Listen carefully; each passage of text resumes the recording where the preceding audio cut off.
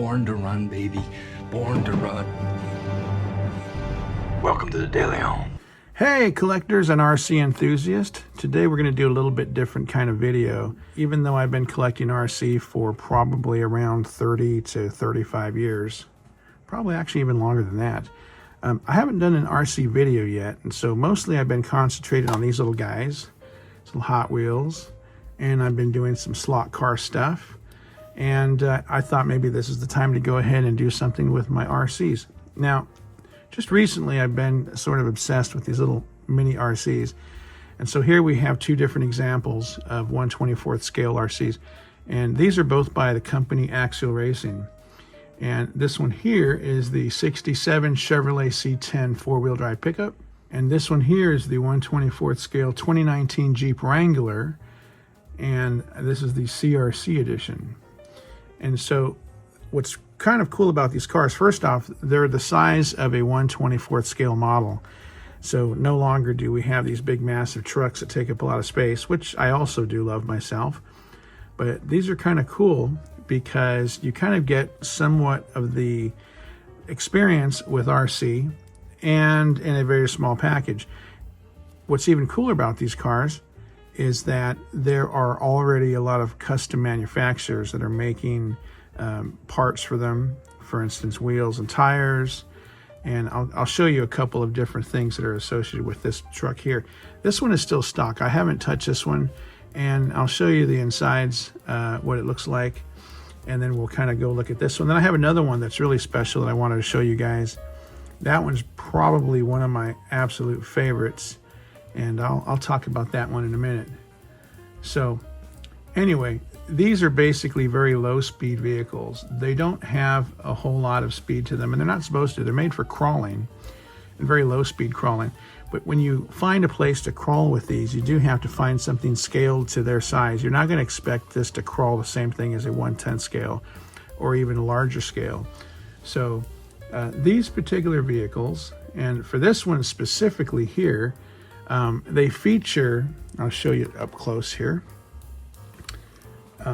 They feature 3-link and 4-link suspensions, and the tires basically are just held up with the air inside of them.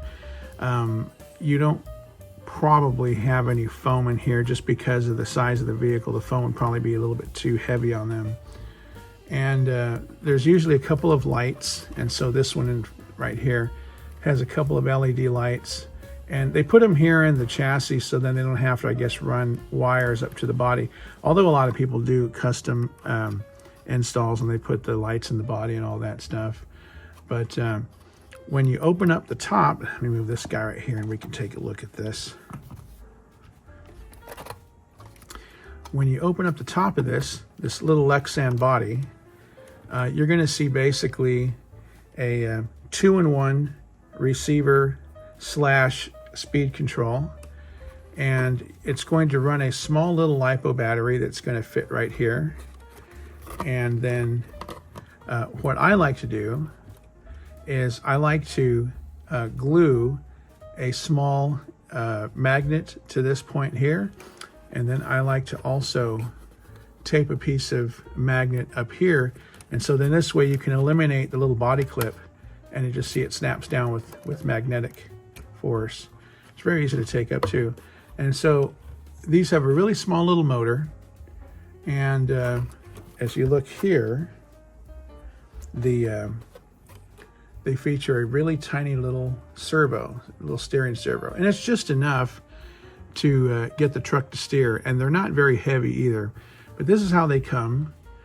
Basically the body's already painted for you, and it's just a matter of popping in a battery and driving the thing.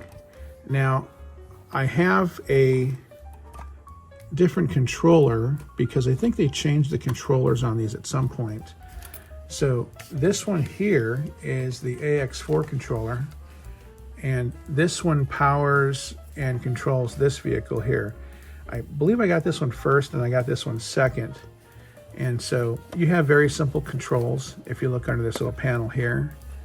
And so you basically have an on and off switch, and then you can bind the vehicle with this little button here, And then you have a couple of trim buttons. And it's a very basic setup. There's really nothing to write home with these controllers. But it's still a good size controller. Rather than giving you a microcontroller, which might be hard to hold, this one's still a full-size controller. And so for the Chevy here, I'll show you some things that I've done to this. And so this one came with similar wheels and tires as the Jeep back here. But I found a company that makes these custom aluminum 5-hole wheels, amongst other type of tires and wheels too. And then these tires here are supposed to mimic the Baja TAs from BF Goodrich. And they're really a good looking tire, very, very soft. And I think there actually is foam in these. Now the stock one doesn't come with foam, but these do.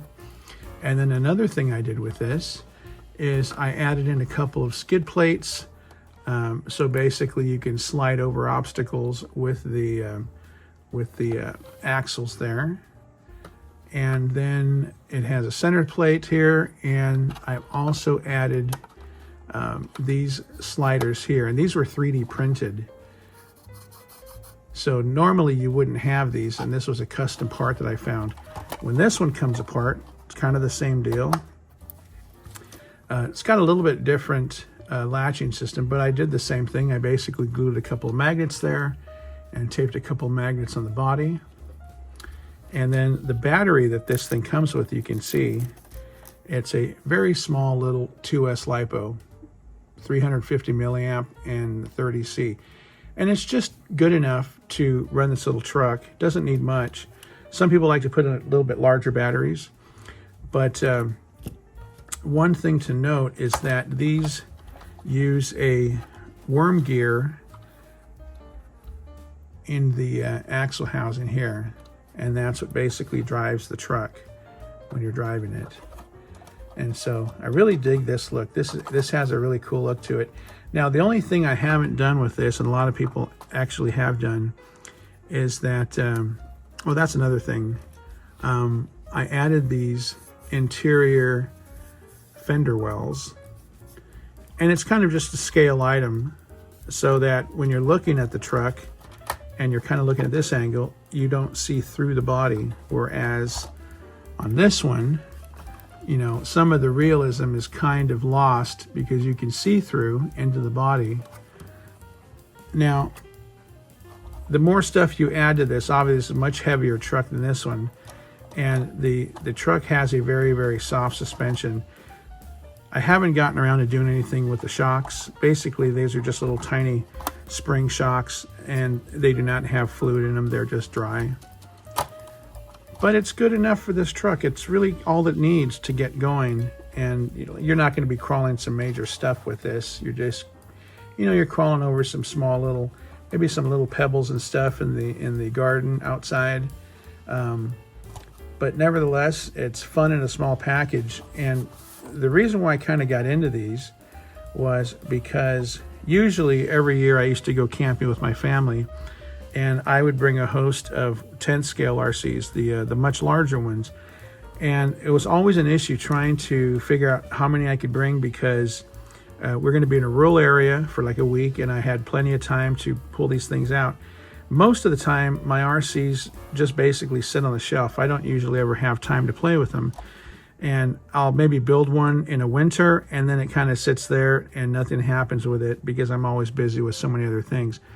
So going camping was a special time because I could take my trucks out and I could, you know, run one of them, and maybe the kids would take theirs too, and we'd have really pretty good time.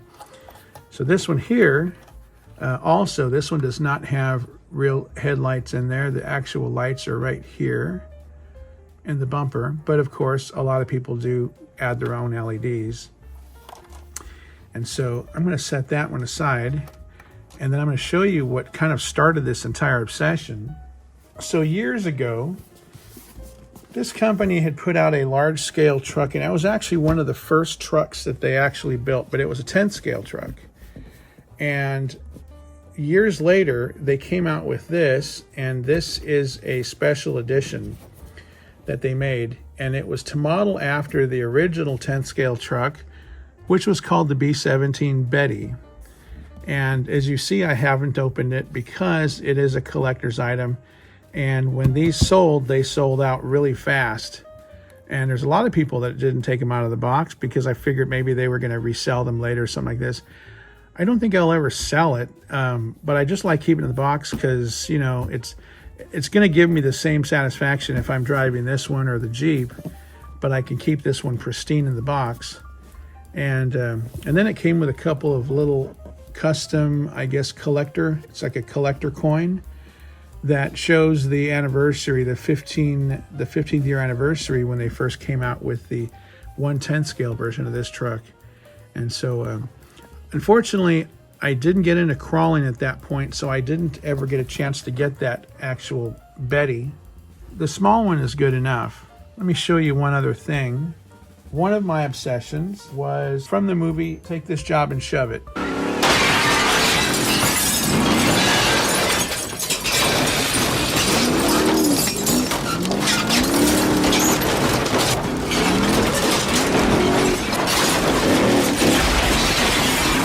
Featured a vehicle that looked very reminiscent of this, and so this is actually another 1/24 scale vehicle. Now this is by a company called FMS. I believe it's an Asian company, and they make some pretty cool stuff. And so this is supposed to mimic the actual Bigfoot, the original Bigfoot from the movie. At that point, it was actually a real pickup. It wasn't a fiberglass version like they have now, which those are made to basically destroy on the Monster Jam circuit. But back then, this was actually a real truck with a massive suspension and truck tires that were probably similar to tractor tires. So this one here they call the Smasher, and it's the V2. I'm assuming they had a Smasher V1. I don't know. I wasn't aware of that. But if we look at the box here, we can see this one here has a 2-speed transmission and a 4-link suspension, and also it has portal axles. And so if you look here, it has an extra gear in the axle, and this extra gear adds a little bit more, I guess, performance when you're driving slow. And it also does something that allows the axle to be pushed up a lot higher for more clearance. Now, I don't think at real monster trucks have portals, but this one does, because this one may have been the same chassis they used for crawling for this particular company. And so this truck here has also, this one is a 3-in-1. It's an LED controller that also controls the speed control and your lighting. And so let's take a look actually at the other side of this box. And so what was kind of cool, and I didn't get the other one, but back in the day, these two trucks would have been sort of rivals, and this would have been the USA 1. However, the USA 1 was actually a Chevy truck, if I'm not mistaken. Now, let me show you something here. As you can see, I really haven't run this truck at all. And there is the truck. Let me see if it'll fit on my turntable here. That'd kind of be cool to watch this thing go around in circles. There we go. So this truck here came with a decal sheet. Because this truck is not licensed, they call it the Smasher, and you can see the Smasher logo here. And they have a couple of fake companies. This should be like Summit Racing, and this should be I forget what oil company that was, but everything in here, and this would be NGK spark plugs. They call it FMS Speed. So these are all fake companies, and to avoid the issue with licensing this product, I think that's Amsoil now that I think about it, Amsoil. That's what they did, is they made this decal sheet with fake names. The thing that sucked about this truck is they should have used vinyl decals and not water slides. Water slides are good for models, they're not good for RC. because every time you touch this model, if your hands have any moisture on them, you're taking the decals off. Now, I don't know if they intended on people taking the body and repainting it in clear to protect the decals, but they didn't do that, and I found a company that actually makes a Bigfoot decal sheet, and these look more accurate to what the Bigfoot should have had. And so I have pictures and I'll be able to tell exactly where each decal goes. But this was all basically hand painted back in the day when the truck first came out. And they do look pretty good. So when I put the decals on, I'll finally have my Bigfoot. And this one here, it's considerably heavier than those crawlers. And it's got some very, very squishy monster truck tires. The way this one comes off is there's a little white clip here and a white clip here. And if you were to squeeze both of those together, the body should come right up. Let's try it. And there we go. And then the same thing back here. We're going to squeeze these two tabs. And since this body is actually lit from the actual headlights and not from the bumper, there you see that they have a plug-in for the lights. So when you pull it apart, you have to pull the light switch out, and then now you have the chassis by itself. See if there's any specs on the motor here. Just call it the Power Dash motor. Looks like it says RS5130. I don't know what that refers to. The battery will end up sitting in this little tray right here, and then you have a little strap that goes around the battery to hold it in. And then you have your on and off switch. You've got your combo speed controller / receiver / light controller, and it all makes for a really nice package. It's a good looking truck. And if we look at the body, these are actually molded in white, and then they paint it. And the truck body itself has kind of a, I would say, a matte finish, not quite glossy. Kind of makes me wonder if maybe they did that so you can put the decals on and you can clear it. But I still wouldn't have used those decals because this is not the Smasher, this is the Bigfoot. So I think that is all I have today to show you guys. If you guys are into RC and you haven't tried out one of these little micros, do give one a try. Man, they're pretty fun. You know what's the nice thing is when the weather's not right outside and you just don't want to go and try to drive your RC when it's 100 and something degrees, or maybe it's like 30 degrees. These do really well. You can set up a crawling course in your living room with pillows and books and all kinds of stuff, and these are a blast to drive. I've been considering having something that I can build over the top of my slot car track so that I can build a course for these cars, and when friends come over, let's say we don't want to do slot cars that day, or maybe Hot Wheels, we can do these. But that's all I have for you guys. So you guys have a great one, and we will talk to you later. Bye for now.